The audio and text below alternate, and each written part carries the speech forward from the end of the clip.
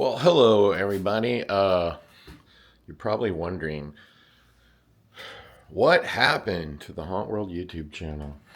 Well, I'm gonna explain that, and we're gonna talk about a few subjects today because I didn't want to just abandon it because I do plan on doing a new series of videos when Creepy World opens, making videos literally physically at a haunted house when the haunted house is open. What do you think about that idea? But today, I'm here in my house, and one of the things that, people have said, I don't even know why, if I like Halloween and so on and so forth. Well, one of the rooms in my house, I'm going to show it to you. It's a guest bedroom, and it's where my older son, used to live. And then it became like this dump, like where all this stuff was being dumped in here, and it was just, basically like almost like a storage room. Well, I cleaned it up, and we put hardwood floor down and painted it, and and let me show you. I'm trying to use my new camera, and I'm still trying to figure out how to. There we go. So check this out. And I'm thinking like maybe I can start a staging company if I decide to get out of the haunted house industry. Okay. Like stage houses, I might like that. Um, but anyway, this is the room. Now look at this bedspread. Is this not cool or what? Now I just sat in it, so it's all messed up. Um, and look at this. I bought this really cool bean bag, and it's actually called the Love Sack, believe it or not. And this poster is just amazing, if you ask me. So yeah, totally themed it like Halloween, and I even have this Godzilla poster here. But let's take a look here. Would you want to stay in here if you came to visit me? Now look at my main room over here. Oh, by the way, I'll have a pinball room upstairs. And look at what's on the wall for those people who doubt whether or not I like Halloween. Let's look at the wall posters. Isn't that? Do you see all those? Those are really cool. I like those. Um, but anyway, let's take a look at this bedspread in here. What do you think of that? Do you like that? Very Halloween. Yeah? You like? Hopefully you like it. But I'll tell you what I'm going to do. And by the way, you see Godzilla over there. Now, check this out. This is something I have. This is Marilyn Monroe. She autographed it, and look at that. She kissed it with her own lips, but it's signed by Marilyn Monroe. So anyway, I'm going to come in here, and if I can get this thing to turn around again.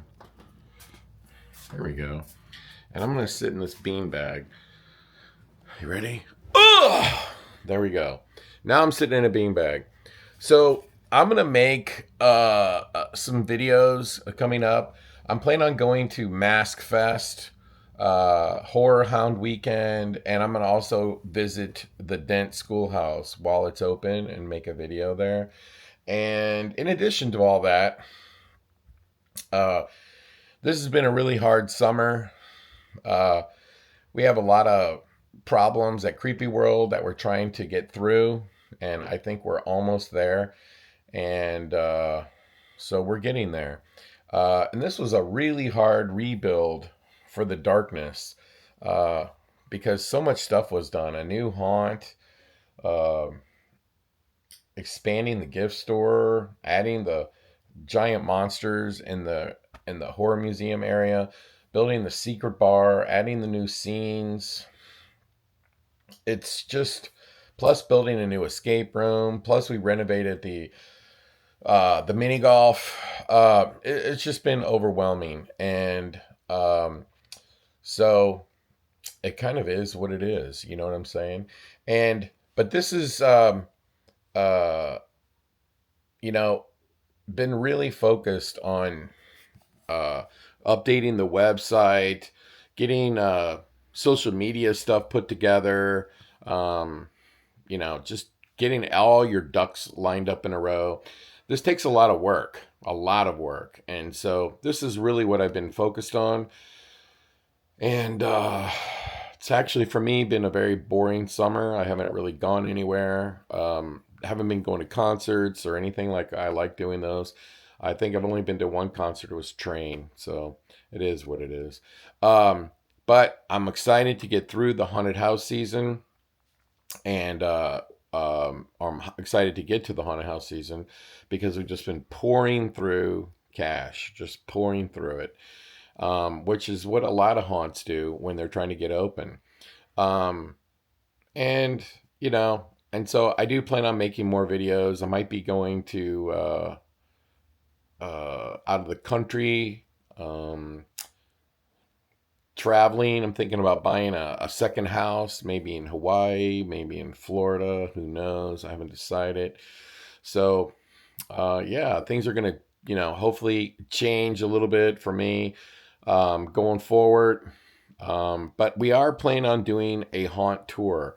And it will only be the darkness. And haven't decided exactly what to do. I know we'll have a behind the scenes tour type deal. And I do know that we're going to have, like where it's open with actors. Um, I've already, believe it or not, started talking to vendors about making stuff for the darkness for 2026.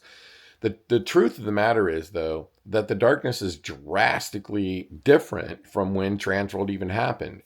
We finished the Secret Bar. We put that new Frankenstein scene in, and that's one of the things, honestly, that I was talking to like Unit 70 about was making more pieces so I can build that whole scene out complete. And that really is the game plan, is to try to make that a full blown Frankenstein type of set. So that's something that we're going to look into. Also, we had Alex Arjun at the Darkness, and he literally was there for almost a month. And he was like programming lighting in a lot of the scenes. So a lot of the scenes now have like, lightning and thunderstorms and malfunctioning electric. So yeah, all that stuff has been going on. I think also before next Trans World, we probably will replace our Frankenstein escape room. One of the reasons why I want to do that is because I want to utilize all that Frankenstein stuff for the Frankenstein scene in the darkness. So we'll see how it all ends up, but we are planning on doing something. I will tell you that, and I know somebody's going to say you said this before, but it probably will be the last time that I do any tour whatsoever. And by the way, there's different reasons why this is true. Um, and I'll tell you the first reason why I want to do a tour in 2026. I want to do a tour in 2026 because, first off, I feel like I've already gotten a head start. Okay. Meaning that I've already I've already done a lot of stuff since Transworld. Also, the new haunted house that we built, you know, the scenes are okay, but when Transworld was in February, a massive effort had to be put forth to get rid of TerraVisions, number one.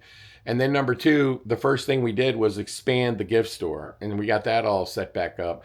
And then built the perimeter, and then built the maze to connect. We didn't want to take out the moving truck, and we didn't want to take out the tunnel. So it really made, it was really important to try to get it all framed up exactly the way it would be. In other words, like, here's where the gift store is. And by the way, now the gift store is permanent. It can't really be expanded at this point. So to get it completely set in place and to get the maze set up in a way that it connected the way you come into the facility with the truck that we didn't want to remove and the tunnel and get back to the gift store area. That was a huge, huge undertaking. Okay. On top of everything else that we did. So, building some sort of world class scenes and stuff like that really wasn't in the cards when the Transworld show was in February. So, we're going to take a look at replacing some of those scenes. And by the way, I just wanted to say, my perspective on the new maze was to get a permanent maze forever, meaning that it'll never be changed. But the scenes could. So if I want to change that haunted house out to, like, say, the darkness features a new haunted house in 2027, and it's a voodoo theme, let's say, or a zombie theme, or it's a an asylum. I don't care what it is. Okay, I haven't thought that far in advance. Now you're just replacing scenery. Okay, you're not building a maze. You're not building infrastructure. You're not building and connecting all the dots. Okay, you're not like removing a big gigantic haunted house. You're just replacing the scenes, the sets. And so theoretically, I mean, there's only like five scenes. I want to say like the first one, the second scene, um, three, four, five. I think there's like only five scenes. Okay. So if all you did was build out five scenes and you went hog wild crazy doing that, you could do an amazing job. So do I think the maze turned out like amazing? Yeah, I do think the maze is amazing. I think it's perfect, and all the walls are 12 feet tall. It's all set up to be a great haunted house with effort only being put into the scenery and the theming. That wasn't done on this round. So that's something we might look at. I'm not going to change the butcher theme because it would cost too much money. And but what I might do is change some of it and improve it. But in the future, we could replace it wholesale, like just the scenes. So again, one of the reasons why I would want to open for the haunted house season, for the Transworld show, is because it will be easier. Okay, we're gonna focus on like building that Frankenstein set out really well. We'll have our secret bar that would be available and done and ready to go. Um, we'll probably change some of that new haunt to make it look better. We'll probably add even more of the programmed scenes with the lightning, electric, and things of that nature, and just sort of like fine tune the haunt. And it's not going to be as crazy as it was last year.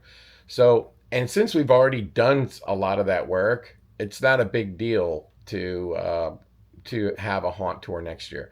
But the main reason why I don't think I'm going to do another one after this coming one is because you know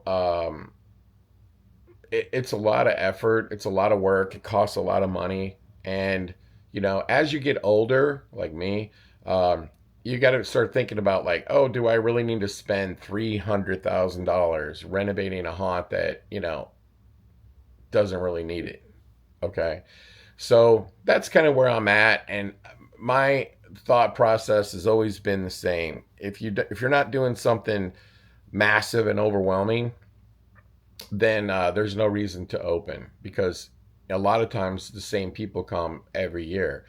And so my focus, quite honestly, is probably going to be on expanding the building in the back, and that's going to cost a pretty penny. So we might skip a year of like doing any kind of renovation on the darkness at all. In other words, open it the same as it was the year before, which kind of brings up today's topic.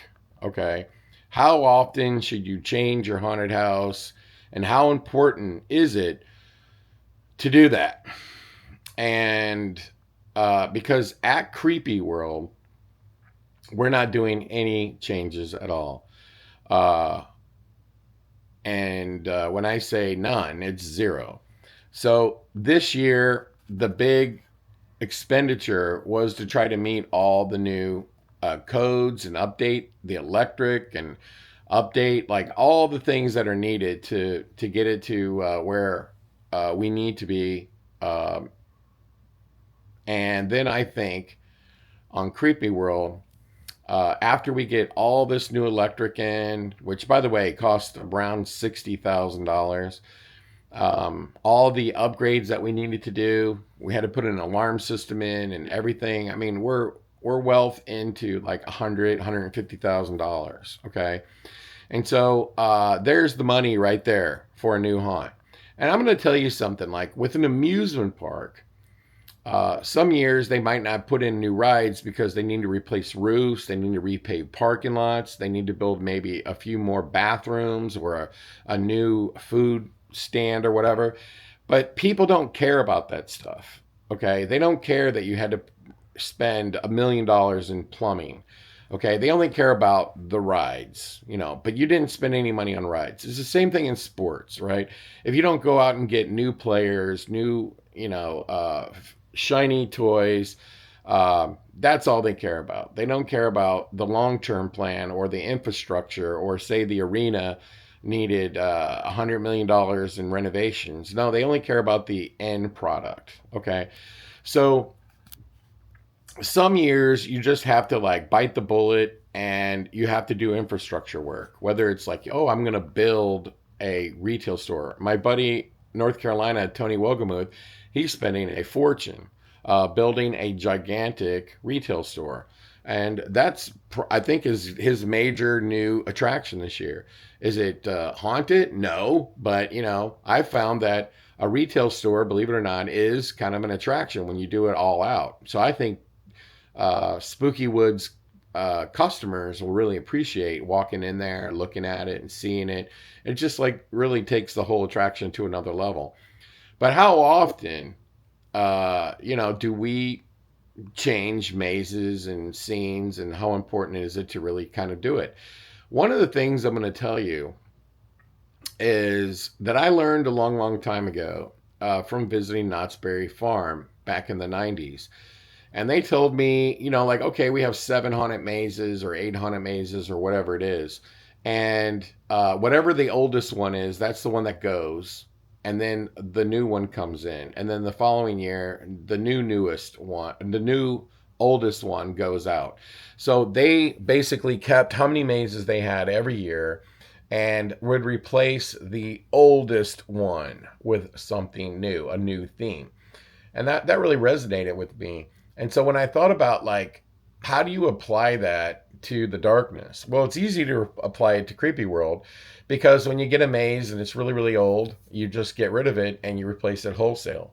So for example, at Creepy World, probably the oldest maze there actually is the Silo X, but we're never going to replace that. It's too big. So the oldest one that we replaced last year was the Krampus. It was really funny because a lot of people were upset that we took out the Krampus. But we had the Krampus haunted house there for, I don't know, 5 or 6 years. So we replaced that last year with something we called Monster Mansion. And that was our big new haunt. And we put all the energy into renovating that one haunt and, just sort of fixing all the other ones.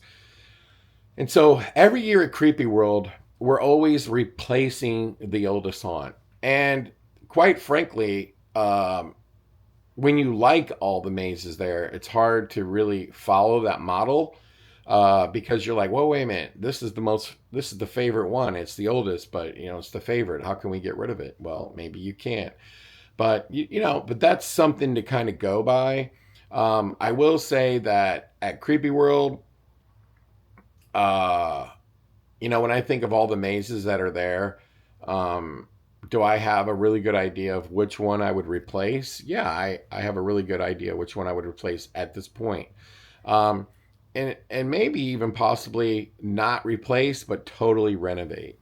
And so there are actually 2 that are back to back. One is the hospital and it has a courtyard in the middle and it needs to be completely gutted and rebuilt. And it just has to be.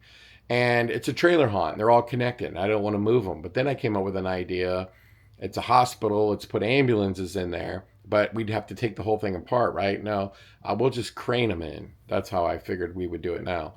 So that's something that I'm going to focus on next year is to rebuild that courtyard. Um, and that is 100% what I know that we'll do. So since I already know that we're going to replace this courtyard, because really honestly we have no choice, um, I should be thinking like, okay, I'm not going to change it out from a hospital, so I'm going to add on to the hospital. So I need to acquire hospital props. I'm also looking at Creepy World as an outdoor haunt and realizing, the props take a beating, and Creepy World really could just benefit from a massive prop order to get new props into the facility that, may only last 5, 6, 7 years because they get rained on and whatnot. So, a big prop order probably is in order. Mostly probably military zombies because those need to be replaced because that is our oldest haunt. That would give it a new, fresh look. Replacing the interior of the hospital, maybe also with some more new props. So I'll be looking for hospital props. And then I got to really decide the maze after it is a funeral home, and it could probably be replaced. And it's a lot easier to replace it since the maze is already there and the whole thing is set up. So that's a maze. I'm thinking like, what could we do there to put in a whole new theme? And then I'm also looking at, we have a jack lantern pumpkin festival, and we're thinking maybe we could try to get a liquor license and do one of these like pop up bars there. And so if we do that, that's something we might be looking at. So right now, my focus is try to get Creepy World open, but then I'm literally thinking right now, what are we going to do for Creepy World? What are we going to do for Creepy World? So if I was to give you guys advice, as you're working at your haunted house every single day and you're going through it again and again and again, and as this like starts to slow down and you start to realize, okay, we're almost at the finish line, that's really the best time to think about like what might you change for next year. Now, changing things, I think what is the biggest problem in the haunted house industry is that you automatically think you need to replace scenery, you need to replace scenes. And I'm going to tell you something we're doing at Creepy World this year. We have a 5-minute escape. I don't think 5-minute escapes make a tremendous amount of money, honestly. And so we decided to get rid of ours and have a fortune teller come in, and she's going to deck the whole thing out with, and make it look like a really beautiful fortune teller kind of room. And we're gonna do that this year. And so, and then of course, last year we added the Monster Museum. But I think the problem with the haunted house industry is the fact that often too many people think renovations need to be inside the haunted house. And this is absolutely false because people want experiences, okay? They want experiences. They want ability to take photos. They want ability to be able to film and document. And if I was to give some advice to haunted house owners for 2026, I would literally tell you not to buy any props for your haunted house. Don't buy any new animatronics. Don't buy any new props. Don't buy any new anything. Okay. And look at your haunted house from the perspective of how could I add new experiences, and forget the 5-minute escape. I really just don't think they're that popular. And I don't think they make a ton of money. And you do have to man them and maintenance them. Think about things that could make more money. Okay, because 5-minute escapes, you can charge $5. You could do zombie paintball. Uh, you know, Again, you got to put actors in costumes, and and you got to deal with buying all the equipment and everything. And by the way, it can make money. But when you're looking at your haunted house next year, you should be thinking like Tony Wogamuth. Could I build a big, giant retail store? Could I buy customized trailers and do a retail store?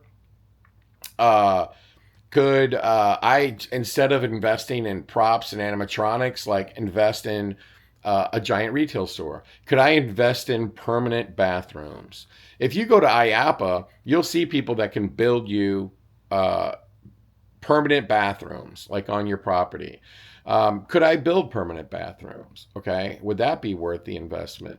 Um, could I build a big retail store? Could I build concessions?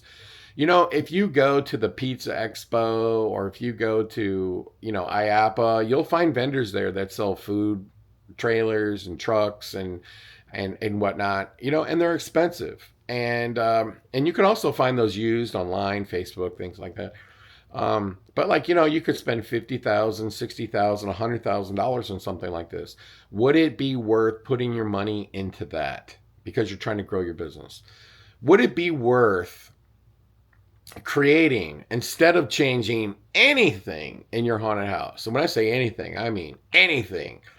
And build some sort of like really cool interactive queue line. So your customers are walking through and they can take 100 photos. So now this would go back to buying props and things like that. You could put in animatronics.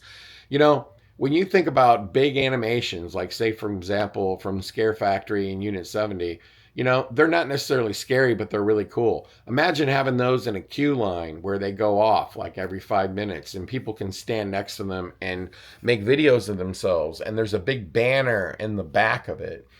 I can tell you this, okay? And I'm going to give everybody a great piece of advice, okay?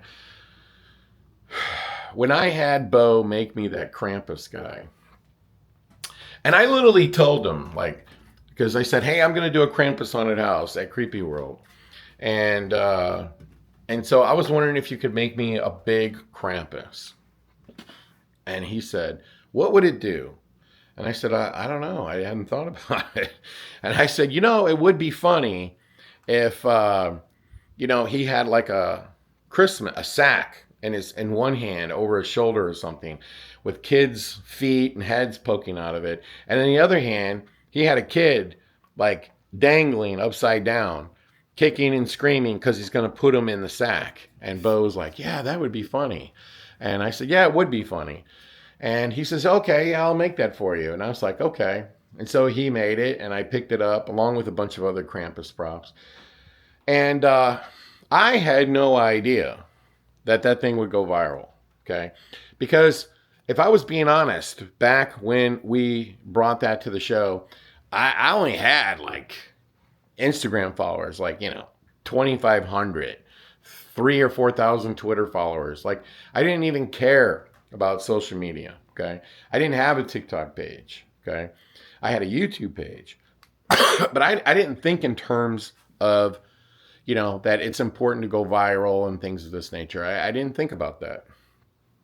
So with that being said, what I did think about was building that set for Transworld and then taking it over to Creepy World and do what I normally do, which is replace one haunt every year. And so I was going to Transworld every year and building some sort of like massive set facade for Transworld and then taking it to Creepy World. Exactly what 13th Floor is doing right now. They're bringing these amazing sets to the show and then moving them to one of their haunted houses. And I don't understand why they do it, because I don't think it makes any sense financially. It costs a lot of money to do that. That's why I don't do it anymore. But that's what we were doing. So when we took the Krampus to Transworld, it turned out to be the most viral thing that had ever occurred at Transworld. And I guess because it's a mix of horror and comedy, really, when you think about it, it's just got a really cool factor. You can make a video out of it. So somebody made a video and it went viral and got like 100 million views or something like crazy like that. And one of the things I noticed was like, man, I spent all this money buying this stuff, building this booth, and I didn't even have a sign in the back of it to promote our company that builds attractions for people. And I was like, wow, what a lost opportunity. So when we decided to build like the It House, I went back to Bo and I asked him if he would make me a giant clown animation like it. And I remember the conversation too, because he literally said to me, well, that he didn't really want to do any more custom pieces at the moment. And then I literally was trying to talk him into it because I was like, what if we just, you take that awesome creeper you made. That's one of the coolest props he's ever made. The creeper with the it looks like a spider and it looks like the predator kind of. And I said, what if you just made something like that? Okay, but then mix it with the Krampus, the kicking, screaming kid. And he says, oh, yeah, I could probably do that. And he made it.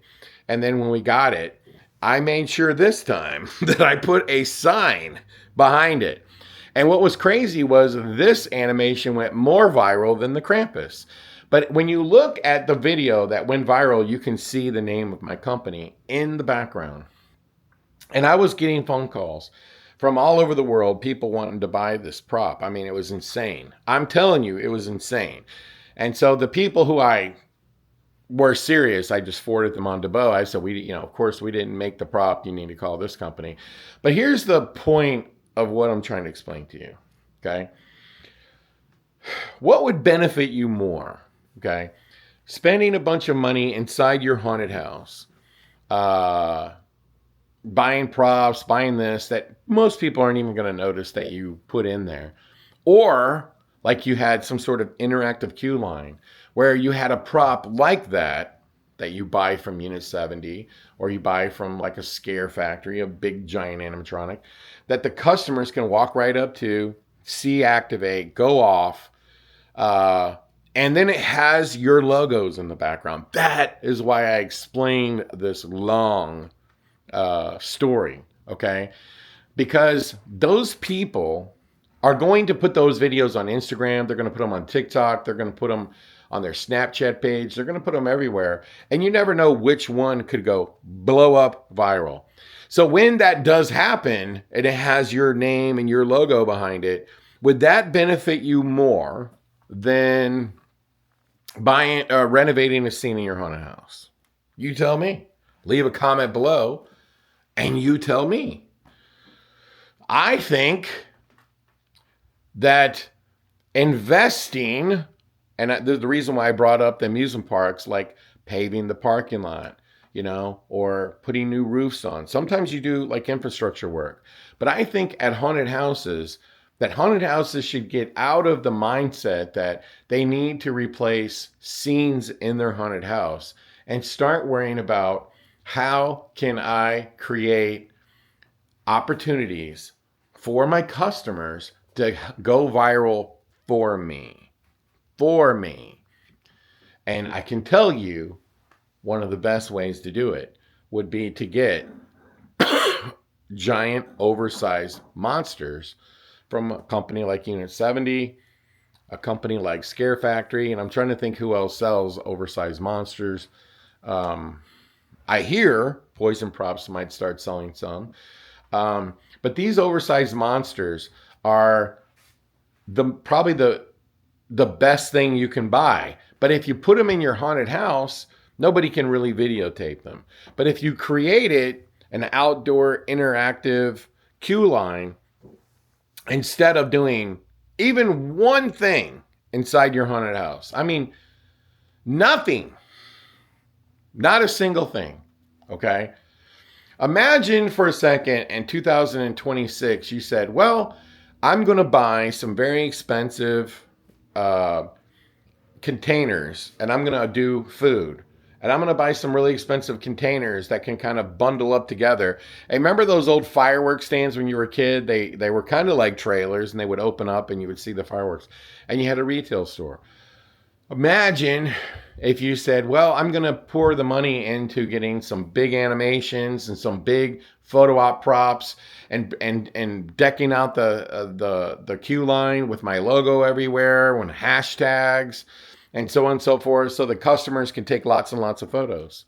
Would this benefit you more than replacing scenes within the haunted house?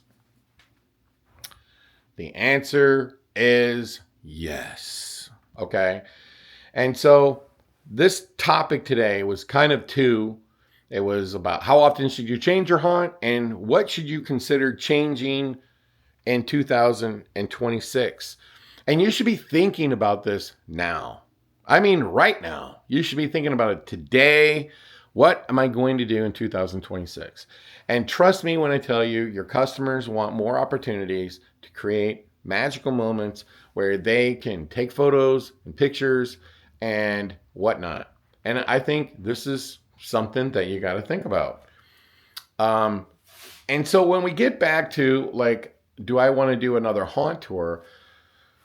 Well, here's the problem.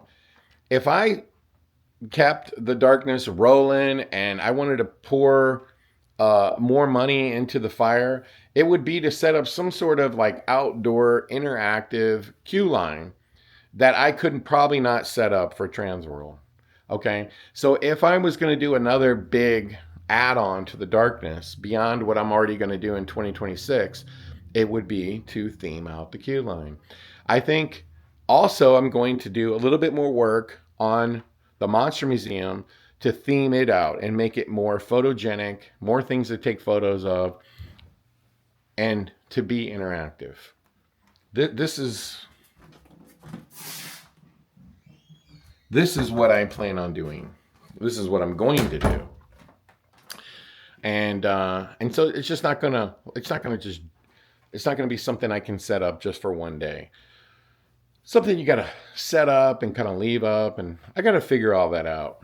But I will tell you, at Creepy World, we will replace a haunted house and do some renovations and do like a big prop buy to kind of like reinvigorate the props because a lot of them have taken a beating over the last 10 years and just try to make it look newer.